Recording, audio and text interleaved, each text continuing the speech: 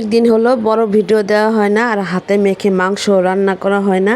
আসসালামু আলাইকুম বন্ধুরা, সবাই কেমন আছেন? দোয়া করি সবাই ভালো থাকেন। দেখেন গলার যে কি অবস্থা তা তো বুঝতেই পারতেছেন। আসলে প্রচুর ঠান্ডা, জ্বর হচ্ছে 4-5 দিন হচ্ছে জ্বর গেল, এখনও হচ্ছে ঠান্ডা কমে না। মানে হচ্ছে দেখা যায় যে ঠান্ডা একটু কমে আবার হচ্ছে কাজ করি বা উজু করি, তারপর হচ্ছে যে কাপড় চোপড় ধোয়া লাগে, মানে সব কাজ করতে গেলে আবার যে ঠান্ডা সেই ঠান্ডাই লেগে যায়। আমার হচ্ছে এরকমই, ঠান্ডা লাগলে সহজে ভালো হইতে চায় না। আর দেখেন আমি পুরার মানে রোজার মধ্যে কিন্তু মানে কোনো ঠান্ডা পানি খাইনি, শুধু হচ্ছে একদিন মানে শরবত খাইছিলাম, ঠান্ডা শরবত।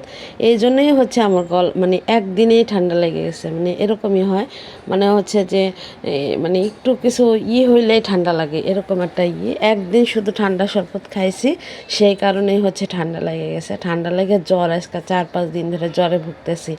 আর গলার কি অবস্থা দেখেন, এরকম গলার অবস্থা হলে কি আর বড় ভিডিও দেওয়া যায়? অনেক সময় পর্যন্ত কথা বলতে হয়, দম আর আসলে আটকে আসে।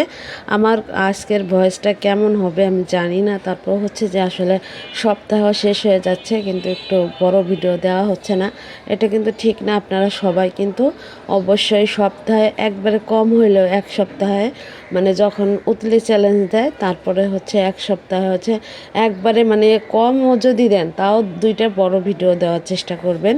যাই হোক, দেখতেই পারলেন কিভাবে মুরগির মাংসটা রান্না করতেছি। এটা হইতেছে মাখায় রান্না করলে এতটা মজা হয়, এতটা মজা হয়, ঝামেলাও কম হয়। আর দেখেন মানে দেখতেই পারতেছেন কতটা লোভনীয় লাগতেছে, আর খাইতে কিন্তু অনেক মজা হয়েছিল। আমার যদিও ঠান্ডা লাগছে, তারপর হচ্ছে আমি এক পিস খাইছি, তাতেই বুঝছি যে অনেক মজা।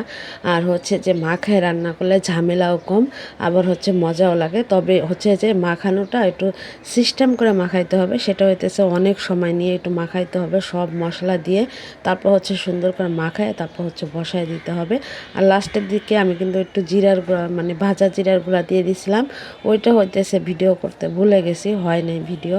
যাই হোক, অবশ্যই যখন সময় থাকবে না, যখন শরীর অসুস্থ থাকবে, তখন কিন্তু এরকম ঝটপটভাবে মুরগির মাংস মাখায় রান্না করে নিতে পারেন, অনেক মজা লাগে খাইতে। এই দেখেন কিছু বাজার আনছিলাম, এটা হইতেছে কাঁচা মরিচ, তারপর হচ্ছে এটা হইতেছে বিচিওয়ালা সিম। এই সিমগুলা কিন্তু চরচড়ি খাইতে অনেক মজা।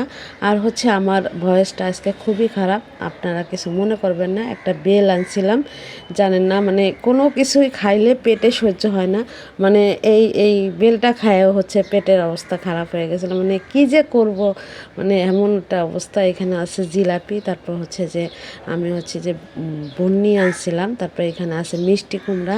যাই হোক, বাজারগুলো কেমন লাগলো, রান্না কেমন লাগলো অবশ্যই জানাবেন। সবাই আমার জন্য দোয়া করবেন, আমার শরীরটা যেন তাড়াতাড়ি সুস্থ হয়ে যায়।